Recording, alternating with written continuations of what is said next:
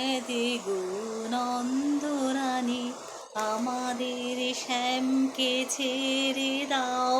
হেদে গো নন্দরানী, আমরা রাখাল বালক দাঁড়িয়ে দাঁড়ে, আমরা রাখাল বালক দাঁড়িয়ে দাঁড়ে, আমাদের শ্যামকে ছেড়ে দাও। হেদে গো নন্দরানী, হিরব প্রভাত হলো, সূর্য ওঠে, ফুল ফুটেছে বনে, আমরা শ্যামকে নিয়ে গোষ্ঠে যাব, আজ করেছি মনে।